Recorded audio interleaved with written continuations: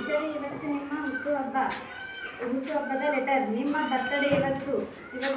ನೀವು ನಗುತ್ತಾ ಬಾಳಬೇಕು. ಇವತ್ತು ಅಷ್ಟೇ ಅಲ್ಲ, ನಿಮ್ಮ ಜೀವನ ಪೂರ್ತಿ ನಗುತ್ತಾ ಬಾಳಿ ಎಂದು ನಿಮ್ಮ ವಿದ್ಯಾರ್ಥಿನಿಯಾದ ನಾನು ಕೇಳುತ್ತೇನೆ ದೇವರಲ್ಲಿ. ನೀವು ನಮ್ಮ ಊರಿಗೆ ಬಂದು ಊರಿನ ಹೆಸರು ರಾಜ್ಯ ಮಟ್ಟದವರೆಗೆ ಕರೆದುಕೊಂಡು ಹೋಗಿದ್ದೀರಿ.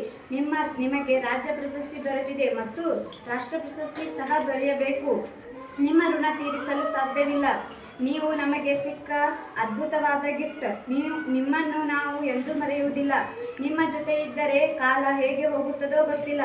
ಶಾಲೆಯಿಂದ ಬಂದ ಬಳಿಕ ನಿಮ್ಮ ಮನೆಗೆ ಓಡೋಡಿ ನಿಮ್ಮನ್ನು ನೋಡಲು ಬರುತ್ತೇವೆ. ನಿಮ್ಮೊಂದಿಗೆ ಮಾತನಾಡಿದರೆ ಸಕ್ಕರೆ ಸವಿದಂತೆ ಅನಿಸುತ್ತದೆ.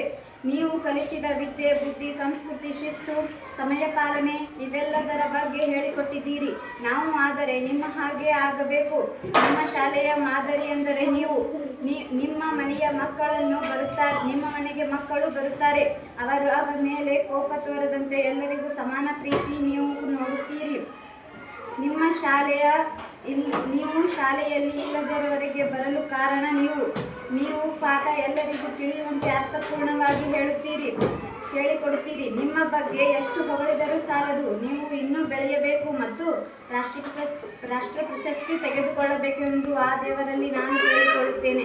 ನಿಮಗೆ ರಾಷ್ಟ್ರ ಪ್ರಶಸ್ತಿ ಸಿಗುತ್ತದೆ.